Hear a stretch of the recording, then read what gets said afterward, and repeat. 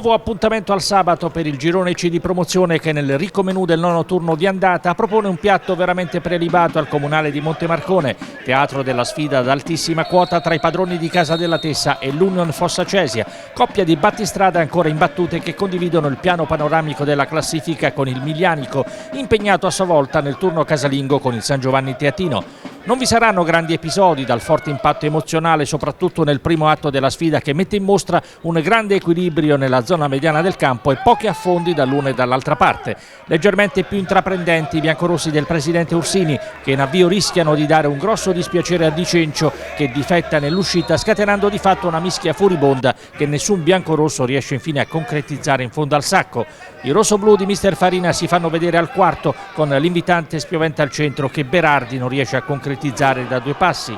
I biancorossi di mister Memmo chiudono di fatto il primo parziale con il tentativo dal limite di Giovannelli, ridotto a più miti pretese dalla difesa tessana. Alla ripresa delle ostilità i biancorossi riescono ad andare a segno con l'inzuccata di Martelli che intercetta la pennellata col contagiri di Dimeco, ma il direttore di gara ravvisa una posizione irregolare e inficia l'occasionissima. Segnatura biancorossa che viene convalidata 6 minuti dopo, quando stavolta a trafiggere l'estremo rossoblù è Lombardi, autore di un gran diagonale dal limite che sfrutta a dovere l'apertura sulla sinistra del suo compagno di squadra Marfisi.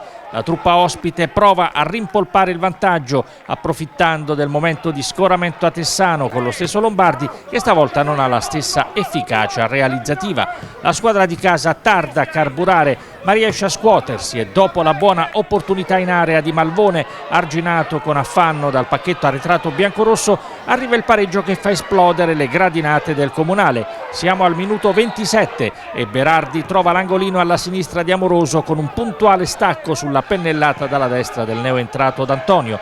Il risultato di parità è in definitiva quello più giusto per quanto visto in campo dalle due squadre, anche se il Fossa Cesia prova fino alla fine a portare a casa il bottino pieno.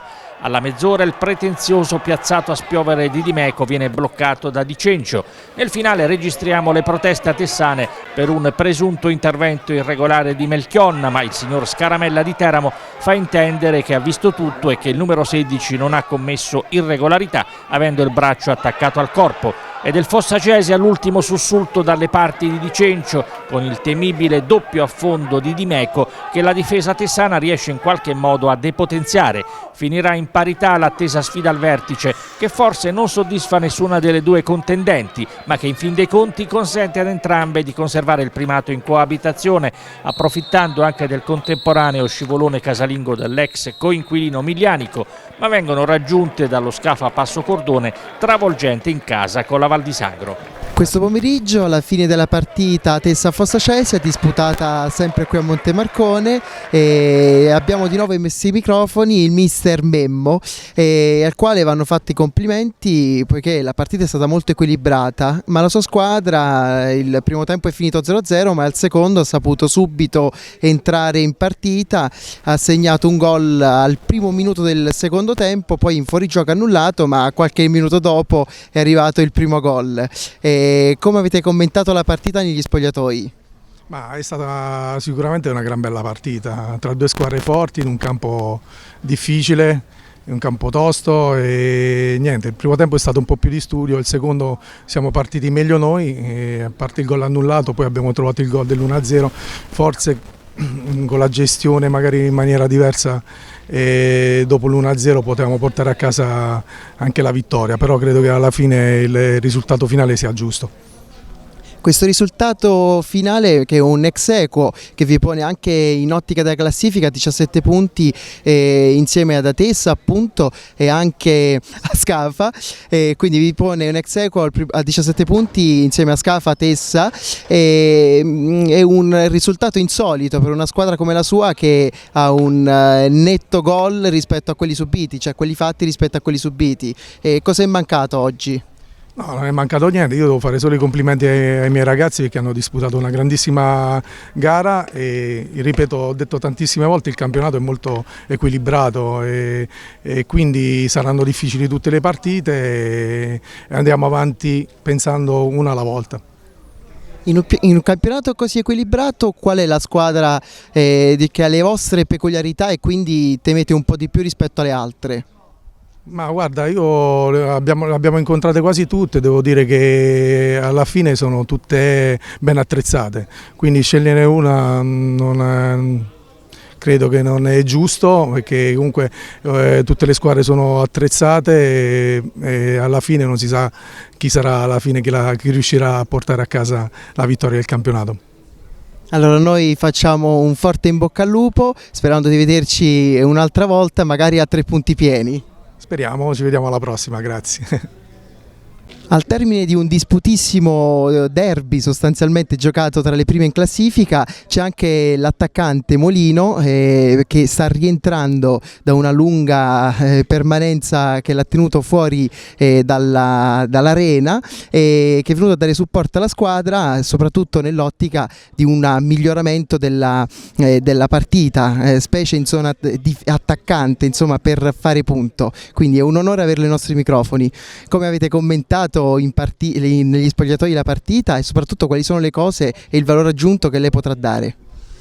Allora, prima cosa volevo fare i complimenti alla squadra, perché partita dopo partita stiamo dimostrando di meritarci di stare lì. Seconda cosa, volevo dire che chi sta giocando al posto mio, se io giocavo, se stavo bene, tutti quanti stanno dimostrando che possono giocare, e soprattutto chi entra nel secondo tempo sta facendo veramente la differenza. Più o meno quando è stimata la data del suo rientro con gli scarpini? Io ho avuto un infortunio abbastanza particolare, perché mi sono strappato al retto addominale, quindi questo qua mi ha causato qualche tempo di recupero un po' più lungo. Si spera che nell'arco della prima giornata di dicembre del campionato posso almeno tornare disponibile per la squadra. Allora un forte in bocca al lupo, non solo per i meriti sportivi, agonistici, ma soprattutto per quelli di salute. Grazie Crepi e in bocca al lupo alla nostra squadra. Oggi è una giornata molto importante per la Tessa, e soprattutto abbiamo ai nostri microfoni Lorenzo Canuto, classe 2002, scommessa della società, poiché è cresciuto nei pulcini e adesso gioca sostanzialmente nella prima squadra ed è un elemento di un valore inestimabile, va spesso in gol. Cosa ci puoi dire? Sono molto contento, soprattutto per la squadra. E stiamo facendo un ottimo campionato, sperando di continuare così, e ci toglieremo tante soddisfazioni. Tra gli obiettivi della squadra sono noti, insomma, arrivare primi in classifica, superare il girone. Quelli personali, quali sono le ambizioni che ti riservi? Personale, lavorare giorno per giorno e sperando di continuare così.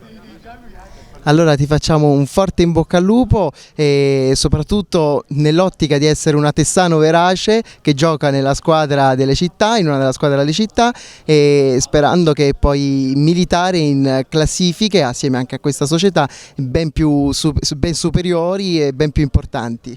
Grazie e viva il lupo e va bene. Commentiamo il post partita con l'autore del gol che ha messo in equilibrio possiamo dire un derby tra le prime tre, segnando l'1-1. Abbiamo con noi Berardi. Salve, buonasera. Innanzitutto volevo fare i complimenti a tutti i miei compagni di squadra, perché anche oggi c'è stata una grossa prestazione, una grossa risposta pur andando in svantaggio.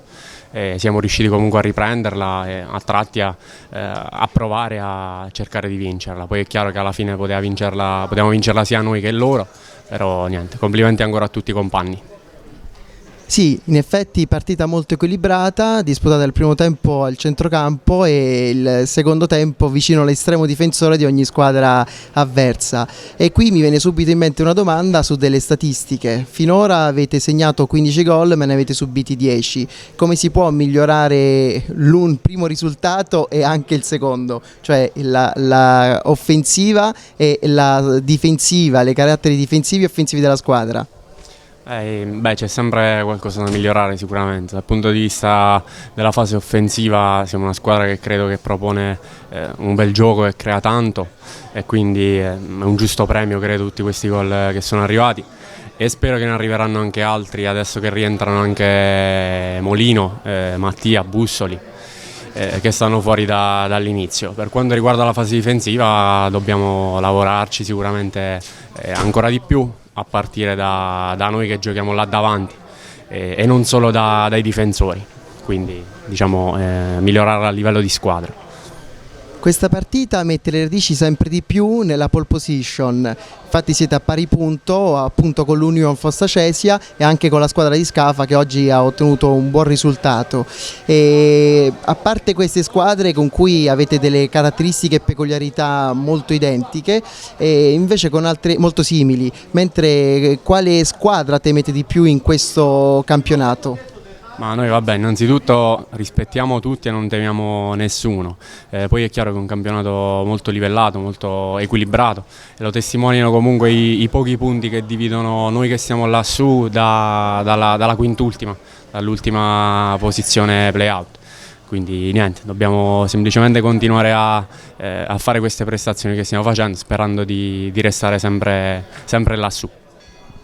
Allora noi con questo augurio ti lasciamo a festeggiare comunque un punto meritatissimo e facciamo a te e alla società un forte in bocca al lupo per arrivare al primo posto.